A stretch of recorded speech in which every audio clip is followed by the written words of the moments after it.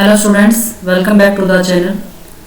आज हम नया टॉपिक कर रहे हैं animal kingdom general characteristics. Animal kingdom के अंदर जो उसकी कैरेक्टरिस्टिक्स होती हैं, क्या क्या उसके अंदर डिफाइन किया जाता है। बाद में जब हम फाइलम्स को पढ़ते हैं, किंगडम के बाद फाइलम्स जब पढ़ते हैं तो उनके अंदर बहुत सारी कैरेक्टरिस्टिक्स बताई जाती हैं। तो हम जनरल कैरेक्टरिस्टिक्स देख रहे हैं कि उनके बारे में कैसे आपको बताया जाता है, वो टर्मिनोलॉजी जो यूज़ की जाती है उसके बारे में आपको बताएंगे।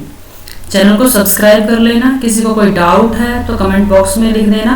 अगर अपने फ्रेंड्स के साथ इसको शेयर करना, क्योंकि क्या बोलते हैं कि विद्या शेयर करने से क्या होती है, बढ़ती है। तो जो नॉलेज है शेयर करने से बढ़ता है, तो अपने पास ना रख के शेयर करना बिल्कुल ना भूले। अब हम देखते हैं कि ऑर्गेनिज्म पहले बनता कैसे है, क्योंकि हमने ऑर्गेनिज्म की क्लासिफिकेशन की है, उन सबको किया है। तो हम पहले देखते हैं कि ऑर्गेनिज्म बनता कैसे है। जब अर्थ बनी थी तो अर्थ के ऊपर पहले एटम्स आए थे। एटम्स ने कंबाइन किया अपने आप को, तो उन्होंने मॉलिक्यूल्स बनाए। स्मॉल मॉलिक्यूल्स ने अपने आप को कंबाइन किया तो मैक्रो मॉलिक्यूल्स की फॉर्मेशन हुई। मैक्रो मॉलिक्यूल्स ने आपस में अलग अलग ऑर्गेनाइजेशन किया, तो उसके बाद ऑर्गेनेली की डिस्कवरी हुई, ऑर्गेनेलीज बनी। ऑर्गेनेलीज ने आपस में मिलकर एक सेल की स्ट्रक्चर की फॉर्मेशन की। बहुत सारे सेल्स जुड़कर टिश्यू की फॉर्मेशन करते हैं। बहुत सारे टिश्यूज मिलकर एक ऑर्गन बनाते हैं। ऑर्गन्स मिलकर एक ऑर्गन सिस्टम बनाते हैं, और सभी ऑर्गन सिस्टम मिलकर एक पूरा ऑर्गेनिज्म बनाते हैं।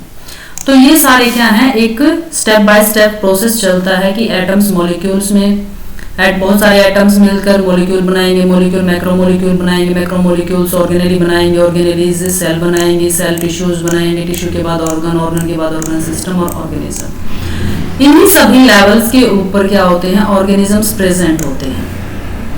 जब लिविंग बीइंग स्टार्ट होते हैं सेल की से, जब लिविंग बीइंग स्टार्ट होता है, एक ऑर्गेनिज्म स्टार्ट होता है, तो वो सेलुलर लेवल पर भी हो सकता है, टिश्यू लेवल पर भी, ऑर्गन लेवल पर भी।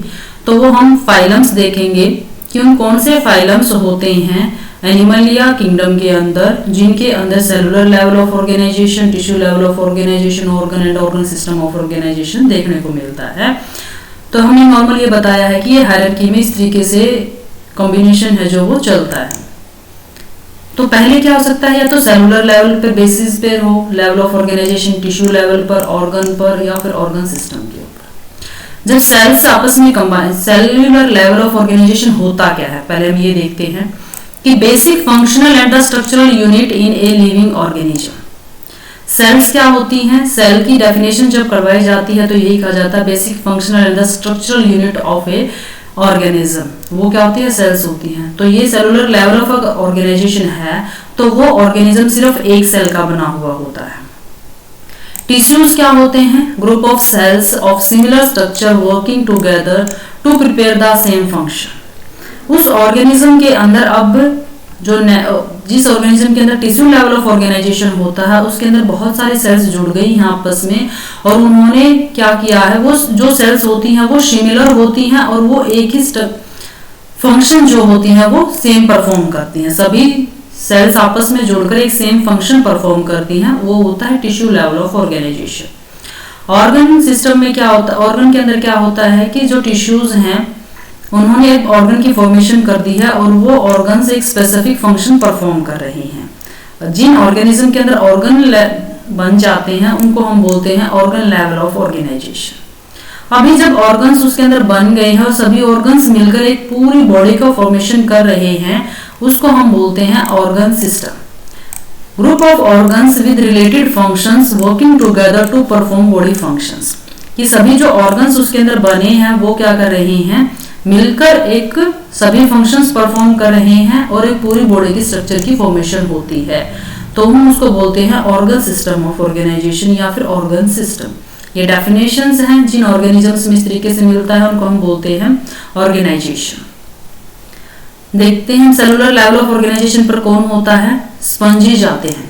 क्या होता है इनके अंदर की cells arranged as loose aggregates present in Porifera. Porifera को हम स्पंज भी बोलते हैं। पोरीफेरा जो फाइलम है एनिमल या किंगडम के अंदर, उनके अंदर सेलुलर लेवल ऑफ ऑर्गेनाइजेशन होता है। वहां पर सेल्स क्या करती हैं, पर्टिकुलर फंक्शंस परफॉर्म करती हैं। Tissue level of organisation, cell performing the same functions from tissues present in the coelenterates. Porifera के बाद जब सिलेंट्रेटा जो फाइलम्स है, सिलेंट्रेटा फाइलम के अंदर टिश्यू लेवल ऑफ ऑर्गेनाइजेशन होता है।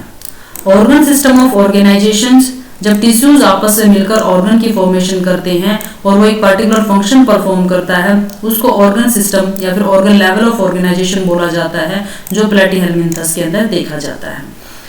Organ system level of organisation, organ system of organisation में क्या होता है कि अब बहुत सारे ऑर्गन्स आपस में मिल गए हैं और एक फंक्शन, पूरा एक फिजियोलॉजिकल फंक्शन परफॉर्म कर रहे हैं उस बॉडी के अंदर, उस ऑर्गेनिज्म के अंदर, तो उसको हम बोलते हैं organ system of organisation. Annelids हैं, आर्थ्रोपोड्स हैं, मोलस्कन्स हैं, एकानोडर्मेटा हैं, कॉर्डेट्स हैं, वो सभी के अंदर क्या है, ऑर्गन सिस्टम ऑफ ऑर्गेनाइजेशन होता है। अब अगर नीट पॉइंट ऑफ व्यू से इसको देखते हैं या फिर नेट पॉइंट ऑफ व्यू से देखते हैं, तो वो इस तरीके से क्वेश्चंस पूछते हैं कि सिलेंट्रेट्स के अंदर किस टाइप का लेवल ऑफ ऑर्गेनाइजेशन है, किस टाइप का है tissue level of organisation.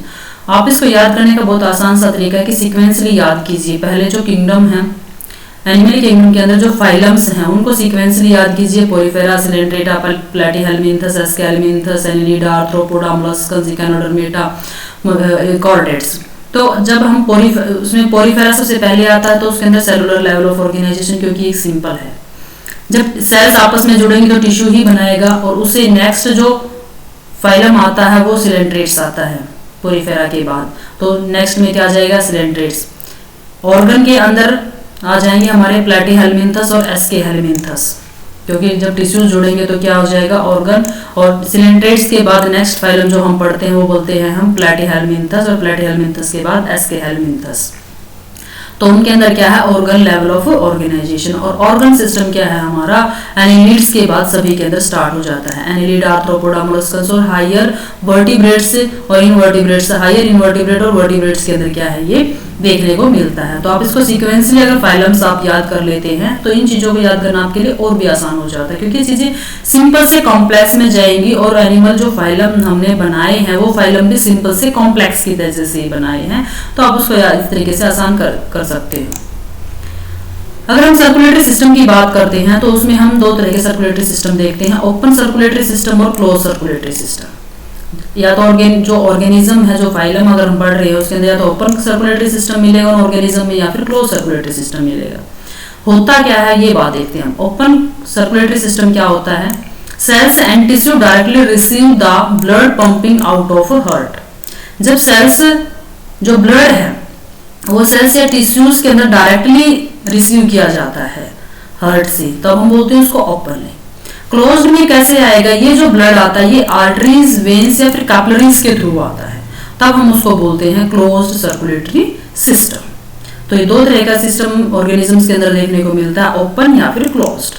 Open में क्या आता है कि हार्ट ने पंप किया और डायरेक्टली उस टिश्यू या सेल के पास जो ब्लड है वो चला गया। क्लोज्ड में क्या जाएगा, वो आर्टरीज या फिर वेन्स के थ्रू जाएगा। आर्टरीज के थ्रू क्या करता है, ये टिश्यू के पास जाता है, और वेन्स के थ्रू क्या है, ये हार्ट के पास जाता है। और जो ये सिस्टम होता है इसको हम बोलते हैं कैपिलरीज। जब आर्टरीज फाइन छोटी छोटी सी माइन्यूट सी कैपिलरीज के अंदर टूटती हैं तो वो क्या है, कैपिलरी सिस्टम होता है। तो ये क्या है, क्लोज सिस्टम। यहाँ कहीं पर भी ब्लड है जो वो ओपनली नॉर्मली प्रेजेंट नहीं होता है। अगर open and close circulatory system में अगर आप डायग्रामेटिकली इसके अंदर और भी अच्छे से समझ में आ जाएगा आपको कि जैसे कॉकरोच होता है, सॉरी ग्रास ओपर है, ये ग्रास ओपर आर्थ्रोपोडा के अंदर आता है, क्योंकि आर्थ्रोपोडा में ऊपर एक्सोस्केलेटन होता है, टफ लेयरिंग होती है इसके अंदर।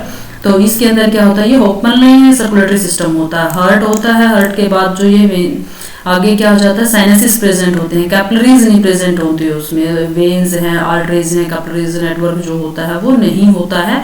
डायरेक्ट क्या है, हार्ट से जो ब्लड है वो डायरेक्ट टिश्यूज के पास चला जाता है, साइनसिस के अंदर चला जाता है, तो उसको हम बोलते हैं ओपन सर्कुलेटरी सिस्टम। और क्लोज सर्कुलेटरी सिस्टम में क्या होता है कि हार्ट से आगे वहां से जाएगा वो आर्टरीज के थ्रू टिश्यूज के पास जाएगा, टिश्यूज के अंदर फाइन वेसल्स का नेटवर्क बन जाएगा, कैपिलरी नेटवर्क जिसको बोलते हैं।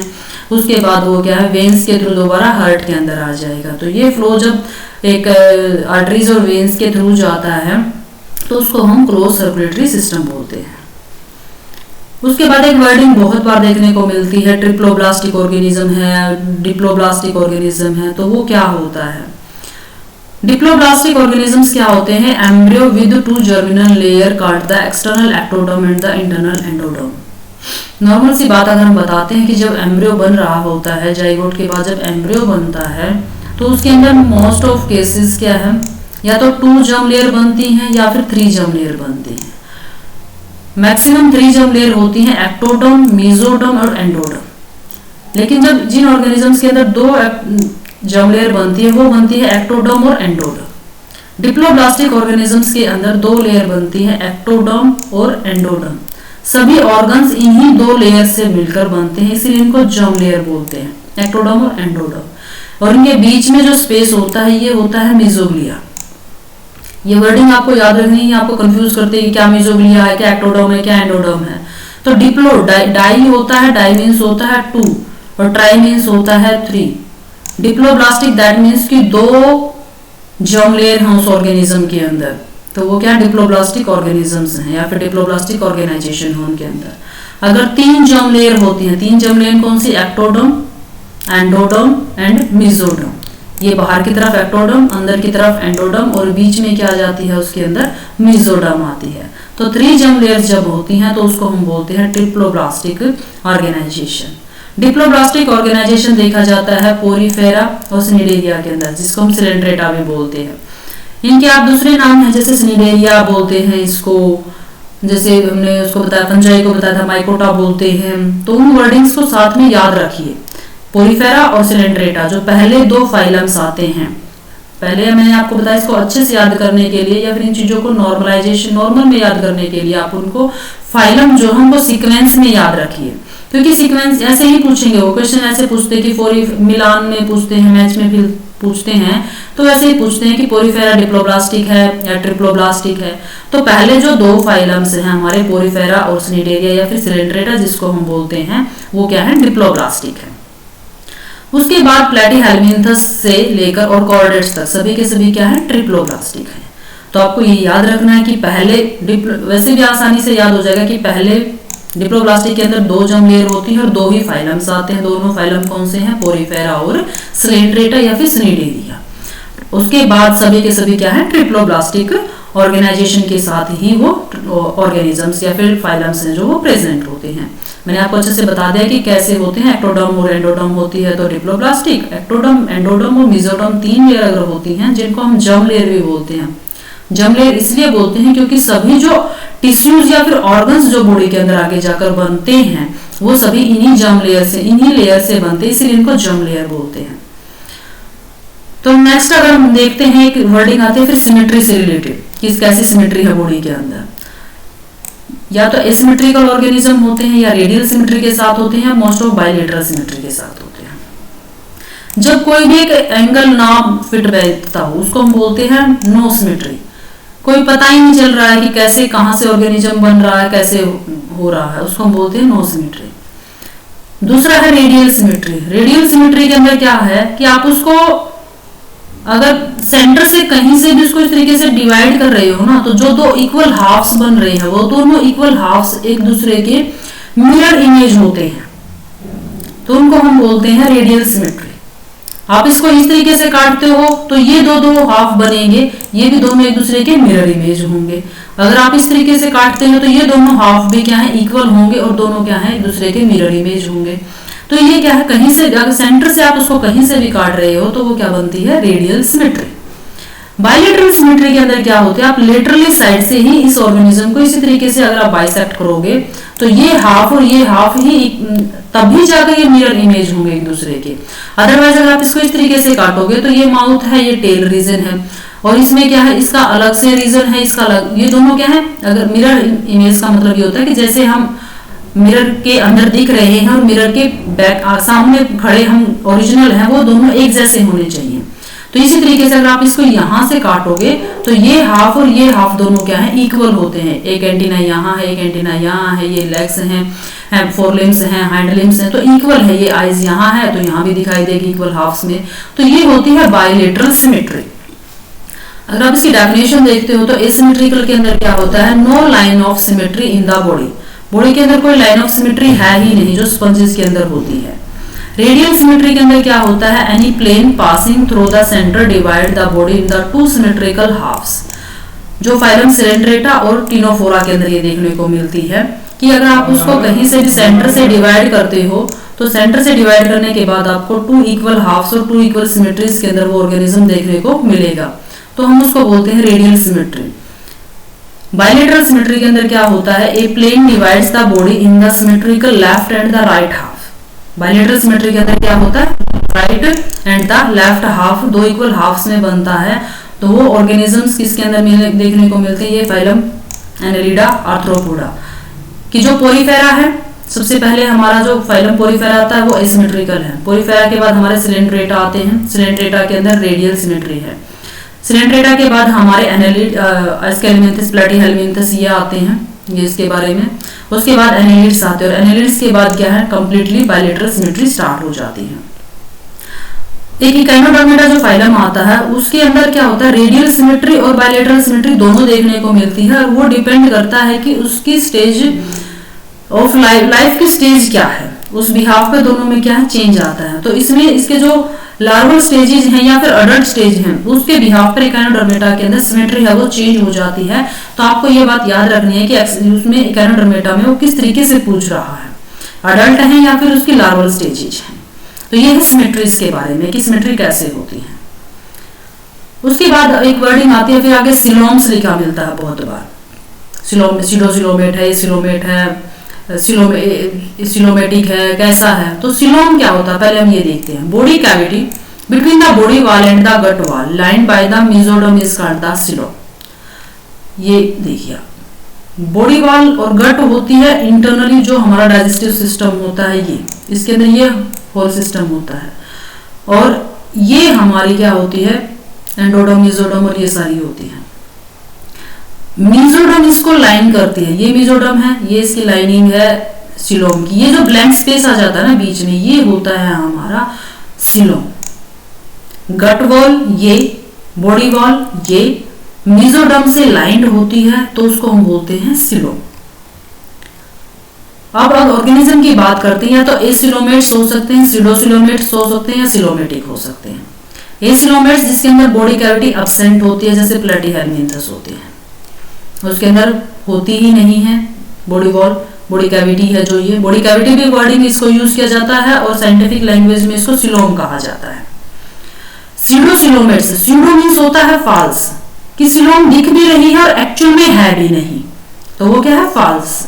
Mesoderm is present as scattered pouches, ये होता है एस्केलेमिंथस के अंदर। ये देखो एसिलोमेट्स में तो है ही नहीं, डाइजेस्टिव कैविटी है, एंडोडर्म है, मेसोडर्म है और एक्टोडर्म है, तो ये क्या हो गया, एसिलोमेट्स जिसके अंदर ही बॉडी कैविटी है ही नहीं, वो किसके अंदर है, फ्लैटवर्म्स के अंदर। अब बात आती है स्यूडोसिलोमेट्स के अंदर, राउंडवर्म्स के अंदर जो मिलती है।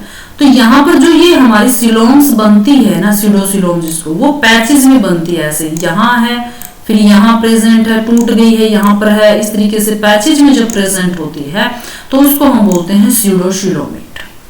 होती तो ये मेसोडर्म से लाइन ही है, लेकिन ये कंप्लीट नहीं होती है, जो राउंडवर्म्स के अंदर देखने को मिलती है। ये हमारे प्लैटीहेलमिंथस होते हैं, और ये इनको हम एस्केलेमिंथस बोलते हैं फाइलम्स के अंदर, फ्लैटवर्म्स और राउंडवर्म्स। इनके जो दो नाम भी साथ में दिए जा रहे हैं वो आपको अच्छे से याद करने हैं, क्योंकि वो फ्लैटवर्म्स भी दे देते हैं और राउंडवर्म्स भी दे देते हैं, प्लैटीहेलमिंथस भी दे देते हैं, एस्केलेमिंथस भी देते हैं। तो इस तरीके से अच्छे से याद करने हैं। अगर हम ट्रियोसिलोमेट्स की बात करते हैं, जिसको हम यूसिलोमेट भी बोलते हैं, ट्रियोसिलोमेट्स का मतलब होता है जब एक्चुअल में वहां पर सिलोम प्रेजेंट होती है, और वो सिलोम जो बॉडी कैविटी है वो जो मेसोडर्म है उससे लाइंड होती है, तो उसको हम बोलते हैं यूसिलोमेट या फिर ट्रियोसिलोमेट्स, जो phylum Annelida, molluscs, arthropoda, Echinodermata और कॉर्डेट्स उनके अंदर आगे से सभी के अंदर प्रेजेंट होती है। फ्लैटवर्म्स एसिलोमेट्स होते हैं, स्यूडोसिलोमेट्स राउंडवर्म्स होते हैं, क्योंकि फ्लैटवर्म्स के बाद कौन सा फाइलम आता है हमारा, एस्केलेमिंथस आता है, जिसके अंदर राउंडवर्म्स कंसीडर किए जाते हैं। उसके बाद एनेलिडा स्टार्ट होता है, एनेलिडा के अंदर एनेलिडा, आर्थ्रोपोडा, मोलस्कस, सब के आगे क्या हो जाता है, फिर ट्रियोसिलोमेट स्टार्ट हो जाती है। तो यही इसके अंदर बताया है। सिलोमेट्स के अंदर क्या होती है, बॉडी कैविटी प्रेजेंट होती है, और एनेलिडा से आर्थ्रोपोडा के अंदर कॉर्डेटा के अंदर सभी के अंदर ये प्रेजेंट होती है। अर्थवर्म्स बॉडी शो मेटामेरिक सेगमेंटेशंस, ये एनेलिडा के अंदर आते हैं अर्थवर्म्स, और उनके अंदर मेटामेरिकल सेगमेंटेशन होता है। ये ऐसे बॉडी होती है इनकी कि यहाँ पर प्रेजेंट है, इसके बाद एक सेगमेंट ये प्रेजेंट है, फिर ये सेगमेंट प्रेजेंट है, तो ये सेगमेंटेड बॉडी प्रेजेंट होती है। लेकिन सिलोमेट्स इसमें भी क्या होती है फिर ट्रू सिलोम्स होती हैं, तो इसको हम बोलते हैं eucoelomates. Animal with notochord are called the chordates. Animal without notochord are called the non chordates. Chordate और नॉन कॉर्डेट क्या होते हैं कि जिनके अंदर नोटोकॉर्ड प्रेजेंट होते हैं उनके लाइफ साइकिल में कभी भी, तो हम उसको बोलते हैं कॉर्डेट्स। और जिनके अंदर नोटोकॉर्ड नहीं प्रेजेंट होती उनको बोलते हैं हम नॉन कॉर्डेट्स। नॉन कॉर्डेट हमारे पोरीफेरा से लेकर इकाइनोडर्मेटा या फिर जिनको हम इनवर्टिब्रेट्स भी बोलते हैं या फिर लोअर वर्टिब्रेट्स भी लोअर इनवर्टिब्रेट्स बोलते हैं। तो इनवर्टिब्रेट्स क्या है हमारे पोरीफेरा टू इकाइनोडर्मेटा सारे क्या है नॉन वर्टिब्रेट्स भी हैं और नॉन कॉर्डेट्स भी हैं या इनवर्टिब्रेट्स भी बोलते हैं। तो ये अलग अलग लैंग्वेज वर्डिंग इनको बोली जाती है, तो आपको सभी याद रखनी होती हैं अगर आप नीट पॉइंट ऑफ व्यू से तैयारी कर रहे हैं तो, क्योंकि वो कई बार इनवर्टिब्रेट देता है, कई बार वो नॉन कॉर्डेट देता है, कई बार वो नॉन वर्टिब्रेट भी देता है। तो वो वर्डिंग्स जो होती हैं वो सभी एक का ही मतलब है, तो आपको इससे कंफ्यूजन नहीं होना है, तो वो सारी बातें आपको अच्छे से याद करनी है। ये मैंने आपको समझा दिया है कि सिलोम इस तरीके से होती हैं।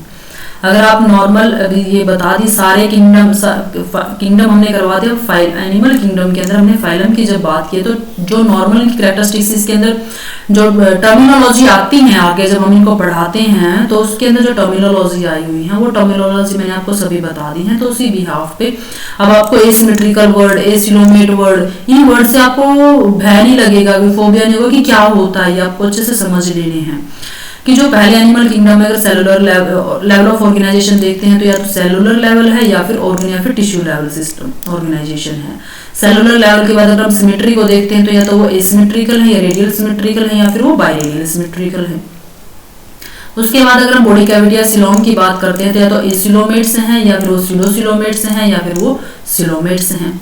अगर एसिलोमेट हैं तो फाइलम कौन सा है पोरीफेरा।